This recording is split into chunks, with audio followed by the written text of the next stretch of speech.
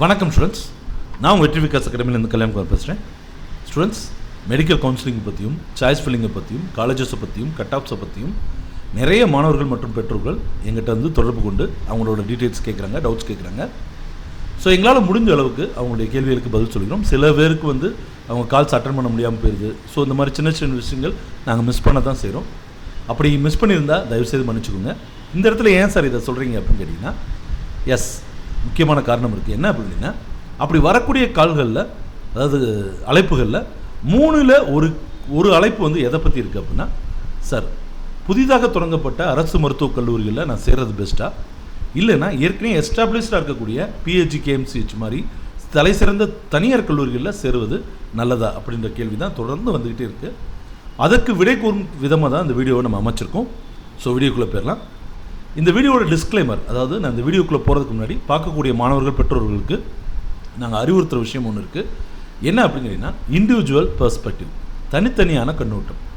So இந்த கண்ணோட்டம் தொடர்ந்து மாறிக்கிட்டே இருக்கலாம். இப்போ உதாரணத்துக்கு ஒரு XYZ அப்படின்னு ஒரு கல்லூரியை நானோ அல்லது நிறைய மாணவர்களோ அல்லது இன்னும் 100 பேரை கூட நல்லா இருக்குன்னு சொன்னால் கூட அந்த கல்லூரியில் காலை வச்ச உடனே இல்லை எனக்கான கல்லூரி இது இல்லை அப்படின்னு ஒரு மாணவருக்கு தோணலாம்.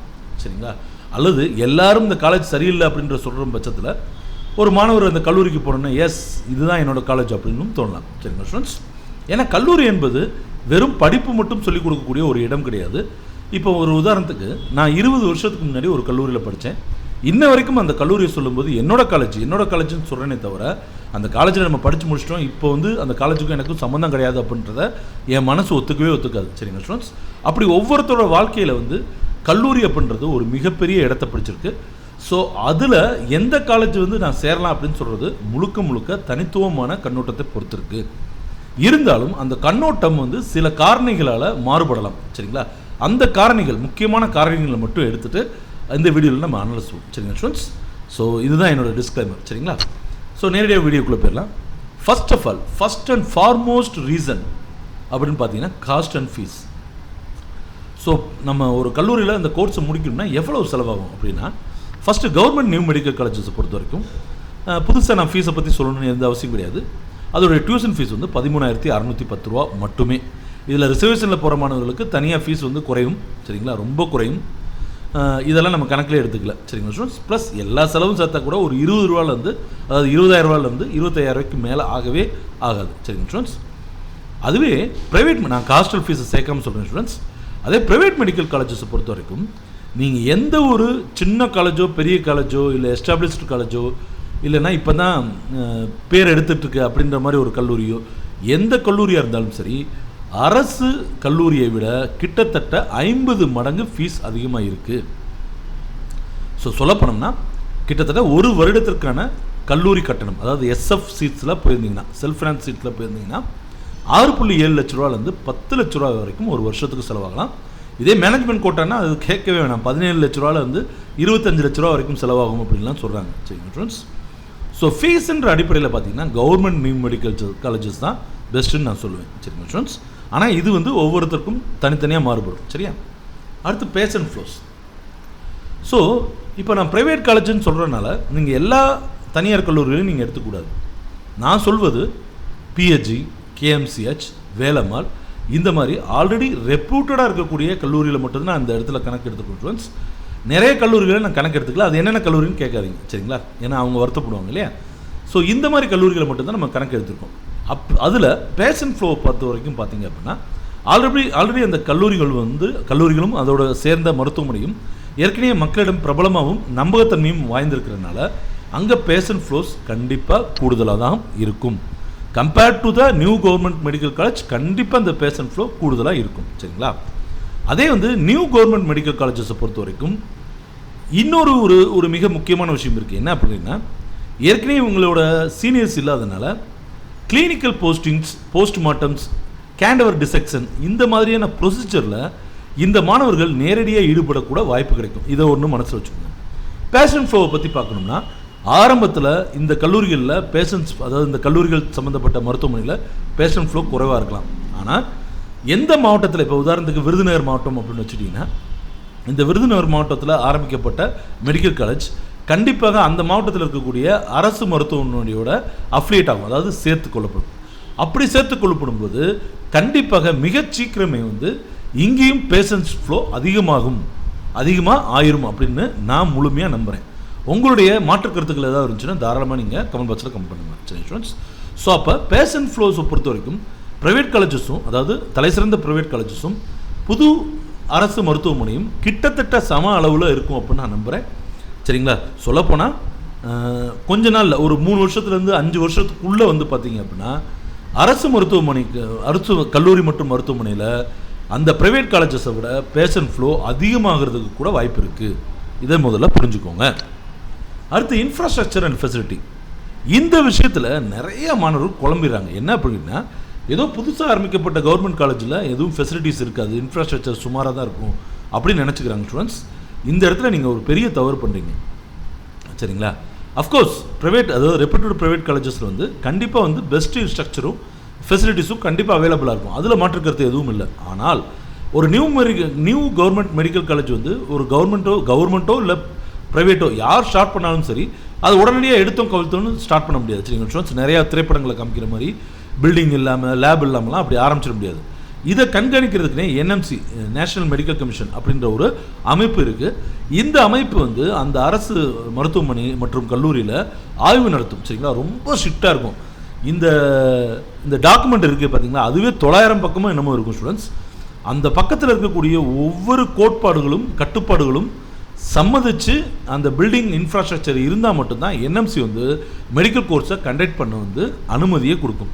நீங்கள் பார்த்துருக்கலாம், ஒரு காலேஜில் 150 சீட்ஸ், இன்னொரு காலேஜில் 100 சீட்ஸ். இதெல்லாம் எப்படி சார் ஃபிக்ஸ் பண்ணுறாங்க? சைஸா சார், கிளாஸ் ரூம் பெருசாக இருக்குமோ அப்படின்னு நினச்சிங்கன்னா அப்படி கிடையாது ஸ்டூடெண்ட்ஸ். இந்த கல்லூரியில் இருக்கக்கூடிய ஃபெசிலிட்டிஸ்க்கு 100 பேர் தான் படிக்கலாம், இந்த கல்லூரியில் இருக்கக்கூடிய ஃபெசிலிட்டிஸ்க்கு 150 பேர் படிக்கலாம்னு சொல்லி என்எம்சி வந்து இந்த மாணவர் எண்ணிக்கையை கூட அந்த கல்லூரியோட இன்ஃப்ராஸ்ட்ரக்சர் அண்ட் ஃபெசிலிட்டிஸை பொறுத்து தான் ஃபிக்ஸ் பண்ணும். சரிங்களா ஸ்டூடெண்ட்ஸ்? அதனால் நியூ மெடிக்கல் காலேஜ் இந்த விஷயத்தில், அதாவது இன்ஃப்ராஸ்ட்ரக்சர் அண்ட் ஃபெசிலிட்டிஸில் குறைவாக இருக்கும் அப்படின்ற கருத்தை நான் இந்த இடத்துல வலிமையாக எதிர்க்கிறேன். சரிங்களா ஸ்டூடெண்ட்ஸ்? ஸோ இன்ஃப்ராஸ்ட்ரக்சரை பற்றி நீங்கள் கவலைப்பட வேணாம், என்எம்சி அதெல்லாம் ஆல்ரெடி இன்ஸ்பெக்ஷன் பண்ணி முடிச்சிட்டாங்க. சரிங்களா ஸ்டூடெண்ட்ஸ்? அடுத்து பிஜி கோர்ஸை பொறுத்த வரைக்கும் ஒரு எக்ஸாம்பிளுக்கு வந்து, ஏன்னா நியூ மெடிக்கல் காலேஜ்லேருந்து போகிறதா இருந்தால் பிஹெச்டி காலேஜ் தான் எல்லாருமே விரும்புகிறாங்க.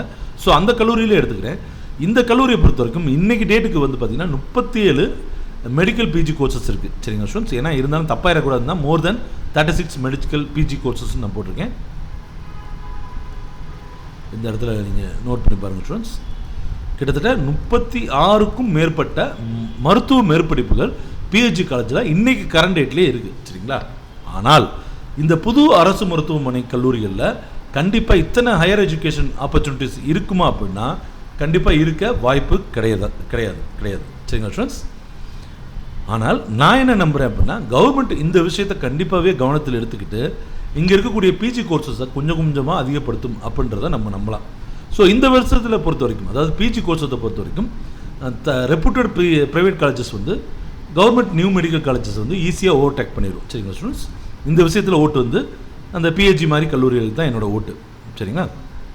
அடுத்து ஆப்சன்ஸ் ஆஃப் சீனியர் ஸ்டூடெண்ட்ஸ். நீங்கள் மெடிசனும் இல்லை, வேறு எந்த இன்ஜினியரிங்காக இருக்கட்டும், இல்லை ஆர்ட்ஸ் அண்ட் சயின்ஸாக இருக்கட்டும், எதுவாக இருக்கட்டும், சீனியர்ஸ் அப்படின்றதோட சப்போர்ட் வந்து ரொம்ப ரொம்ப அதிகம். சரிங்களா ஸ்டூடெண்ட்ஸ்? என்ன தான் அவங்க ரேக்கிங் பண்ணாலும், நம்மளை வச்சு காமெடி கலெக்டாக எல்லாமே பண்ணாலும் அதெல்லாம் பண்ணித்தாகணும். ஆனால் எல்லாமே ஒரு லிமிட்டுக்குள்ளே இருக்குன்னு நான் நினைக்கிறேன். ஏன்னா நான் ரேக் பண்ணப்பட்டிருக்கேன், நானும் ரேக்கிங் பண்ணியிருக்கேன்.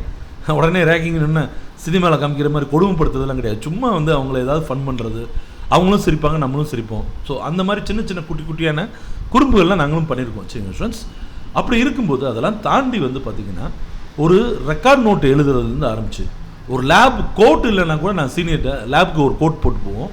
அந்த கோட் இல்லைன்னா கூட சீனியர்ஸ்ட்டு கேட்டால் உடனே எடுத்து கொடுத்துருவாங்க. போன வருஷம் நோட் புக்ஸ் கொடுப்பாங்க, கொஸ்டின் பேப்பர்ஸ் கொடுப்பாங்க. சிலர் டவுட்ஸ் சில என் கூடலாம் பார்த்தீங்க அப்படின்னா ஒரு சீனியர் இருந்தார், ஜெயபிரகாஷ் நாராயணன், அவர் பேர் ஜேபின்னு சொல்லுவாங்க, நாங்களும் ஜேபி அண்ணன்னு சொல்லுவோம். அந்த அண்ணா வந்து நிறைய எங்களுக்கு சொல்லிக் கொடுப்பார். அவர் வந்து சாயந்தரம் ஹாஸ்டலில் தங்கியிருப்பார். சாயந்தரம் 8லேருந்து 9 மணி வரைக்கும் இந்த ஜூனியர் ஸ்டூடெண்ட்ஸ்க்கு சொல்லிக் கொடுக்குறதே அவர் வேலையை வச்சுருப்பார். ஒரு பைசா வாங்க மாட்டார். சரிங்க ஸ்டூடெண்ட்ஸ்? ஈவன் அவருக்கு ஏதாவது சின்ன கிஃப்ட் பண்ணால் கூட அதை வாங்கிக்க மாட்டார். அந்த மாதிரி சீனியர்ஸ்லாம் கண்டிப்பாக வந்து நியூ மெடிக்கல் காலேஜில் இருக்கிறதுக்கு வாய்ப்பே கிடையாது. ஆனால் ரெப்யூட்டட், அதாவது பிஹெச்டி கேஎம்சிஹெச் மாதிரி கல்லூரியில் இந்த சீனியர்ஸ் கண்டிப்பாக இருப்பாங்க, அவங்களோட சப்போர்ட்ஸும் நமக்கு கிடைக்கும். இந்த விஷயத்துலையும் வந்து பார்த்திங்கன்னா இந்த தலை சிறந்த ப்ரைவேட் கல்லூரிகள் வந்து அரசு புது மருத்துவக் கல்லூரிகளை மிஞ்சிருது. சரிங்களா ஸ்டூடெண்ட்ஸ்? அண்ட் லாஸ்ட்டுன்னு சொல்ல முடியாது, இது எந்த அளவுக்கு முக்கியம் அப்படின்றது நம்ம எல்லாருக்குமே தெரியும். என்ன அப்படின்னா கெட்டிங் ஃபீட்பேக். இப்போ ஒரு கல்லூரி இருக்குது. சரிங்களா ஸ்டூடெண்ட்ஸ்? இப்போ தூத்துக்குடி அரசு மருத்துவக் கல்லூரியாக இருக்கட்டும், இல்லைன்னா KMCH மாதிரி ஒரு தனியார் கல்லூரியாக இருக்கட்டும், இந்த கல்லூரியில் படித்து முடித்த யாராவது ஒரு மாணவர்கிட்ட நம்ம கல்லூரியோட டீச்சிங் அண்ட் கோச்சிங் எப்படி இருக்கும், இன்ஃப்ரா எப்படி இருக்கும், ஃபெசிலிட்டிஸ் எப்படி இருக்கும், ஹாஸ்டல் எப்படி இருக்கும், சாப்பாடு எப்படி இருக்கும்னு நம்ம 1008 விஷயங்களை கேட்டு தெரிஞ்சுக்கலாம். ஆனால் புதிதாக தொடங்கப்பட்ட கல்லூரியில் நீங்கள் தான் ஃபஸ்ட்டு பேட்சுன்றதுனால கண்டிப்பாக அந்த மாதிரி விஷயங்கள்லாம் உங்களுக்கு கிடைக்கிறது கொஞ்சம் கடினம்தான். சரி ஸ்டூடெண்ட்ஸ், இதுவெல்லாம் தான் ஸ்டூடெண்ட்ஸ் நான் கவனித்த சில கருத்துக்கள். சரிங்களா? இதை தாண்டி உங்களுக்கு ஏதாவது தோணுச்சுனாலும் நீங்கள் தாராளமாக கமெண்ட் பாக்ஸ் பார்த்தீங்கன்னா, முக்கியமாக எனது கருத்துக்கு எதிர்மறையான கருத்துக்கள் இருந்தால் கண்டிப்பாக கமெண்ட் பாக்ஸில் கமெண்ட் பண்ணுங்கள். சரிங்களா? நீங்கள் மரியாதையாக சொல்கிறீங்களோ இல்லையோ கண்டிப்பாக சொல்லுங்கள். ஏன்னா நானும் தெரிஞ்சுக்கிறேன், நம்மளுடைய மாணவர்கள் அண்ட் வியூஸும் தெரிஞ்சுக்கிட்டோம். சரிங்களா ஸ்டூடெண்ட்ஸ்? அடுத்த வீடியோச்சுக்கும் சந்திப்போம். இந்த வீடியோ உங்களுக்கு யூஸ்ஃபுல்லாக இருந்துச்சுன்னா லைக் பண்ணி கிளிக் பண்ணுங்கள். நம்ம சேனல் இது வரைக்கும் சப்ஸ்கிரைப் பண்ணலாம், மறக்காமல் சப்ஸ்கிரைப் பண்ணுங்கள். அடுத்த வீடியோச்சுக்கும் சந்திப்போம். நன்றி, வணக்கம், பை.